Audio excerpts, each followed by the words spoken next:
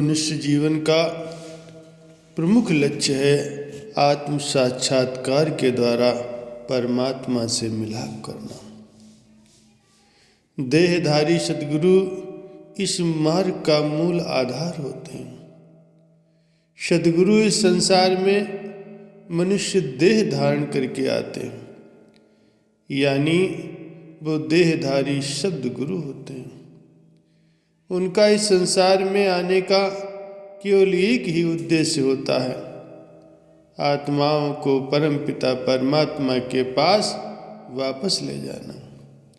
जब सद्गुरु किसी व्यक्ति को नामदान देते हैं तो वह उस आत्मा को उसके निज घर पहुंचाने का वचन देते हैं और उस क्षण से वो कभी अपने शिष्य का साथ नहीं छोड़ते। सद्गुरु अपने नूरी स्वरूप में शिष्य के अंग संग रहते हैं और अंतर की यात्रा में तथा इस संसार में निरंतर उसका मार्गदर्शन करते हैं, उसकी सहायता करते हैं। लेकिन अपनी महान आध्यात्मिक शक्तियों से भरपूर होते हुए भी सद्गुरु बड़ी नम्रता और लगन के साथ एक सेवक के रूप में अपना कार्य करते हैं। इस संसार में और उच्च मंडलों में वह जो भी कार्य करते हैं वो अपने शिष्यों की भलाई के लिए करते हैं।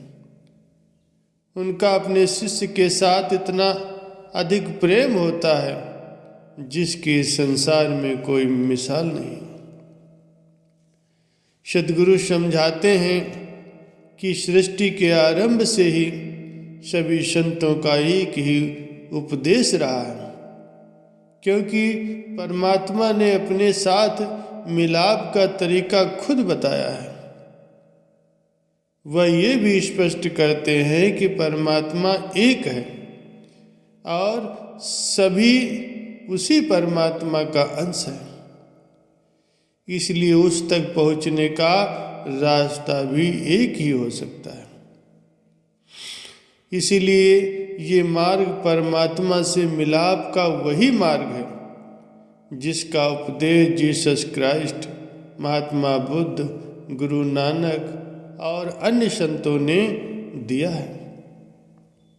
देहधारी सद्गुरु का होना इसलिए आवश्यक है क्योंकि मनुष्य केवल मनुष्य से ही निर्देश और मार्गदर्शन प्राप्त कर सकता है। जिस प्रकार कोई बीमार व्यक्ति उस डॉक्टर से इलाज नहीं करवा सकता जो अब इस दुनिया में नहीं है, उसी प्रकार कोई जीवित व्यक्ति देहधारी सद्गुरु की मौजूदगी से ही पूरा लाभ उठा सकता है।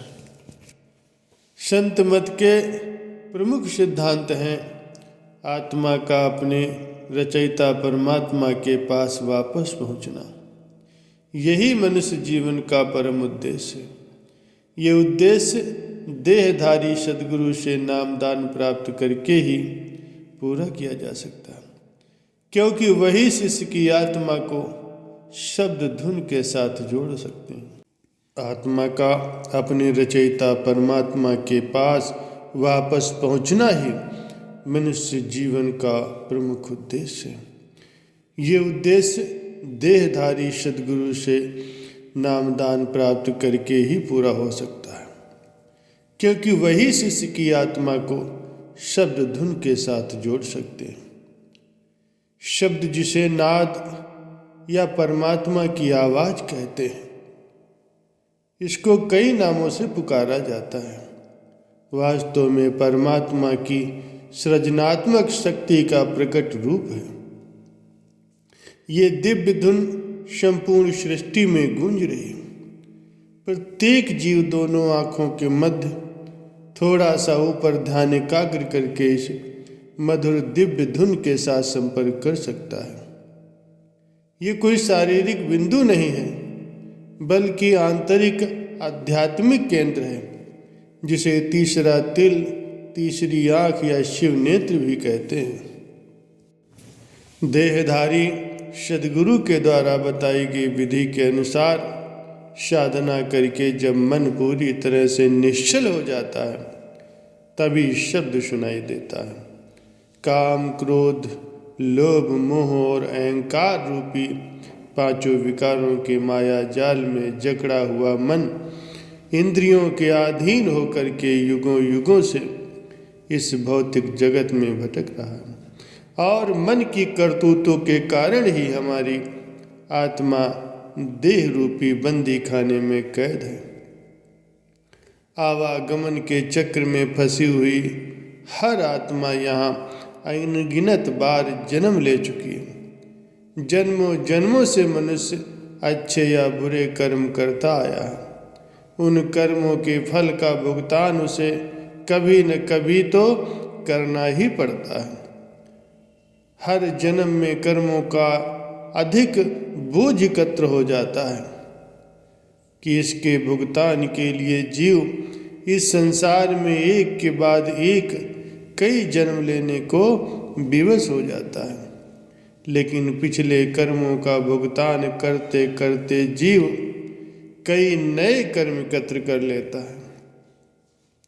आत्मा के लिए किसी की सहायता के बिना अपने प्रयासों से आवागमन के चक्र से छुटकारा पाना असंभव है। ऐसा केवल देहधारी सद्गुरु की सहायता से ही संभव हो सकता है। जब कोई जीव सद्गुरु से नामदान प्राप्त करता है तो उस आत्मा की मुक्ति निश्चित हो जाती है। आत्मा जन्म मरण के चक्कर से छूट जाती है और अंत में उस परम पिता परमात्मा में समा जाती है जो केवल प्रेम और आनंद रूप है। नामदान के समय सद्गुरु शिष्य की आत्मा को शब्द के साथ जोड़ देते हैं, भजन स्मरण करने की हिदायतें देते हैं और संत मत के अनुसार जीवन जीने का सुझाव देते हैं। नामदान के समय जिज्ञासु को 4 शर्तें जीवन भर निभाने का दृढ़ संकल्प करना होता है। मांस मदिरा का सेवन न करना, शराब, तंबाकू या अन्य नशीले पदार्थों से परहेज करना, संसार में अपनी जिम्मेदारियां निभाते हुए एक निर्मल नैतिक जीवन जीना। नामदान के समय बताई गई विधि के अनुसार पूरी लगन और ईमानदारी से रोज 1 घंटा भजन सुमिरन करना। संत महापुरुष फरमाते हैं, जो इस मार्ग में आना चाहते हैं उनकी मैं सराहना करता हूँ, पर ऐसा महत्वपूर्ण कदम कभी भी जल्दबाजी में या भावना की उत्तेजना में आकर नहीं उठाना चाहिए। संत मत के उपदेश को पूरी तरह समझना चाहिए और बुद्धि को हर तरह से संतुष्ट करना चाहिए। व्यक्ति को इस बात पर विश्वास हो जाना चाहिए कि उसके लिए इसके सिवाय दूसरा कोई अन्य मार्ग नहीं।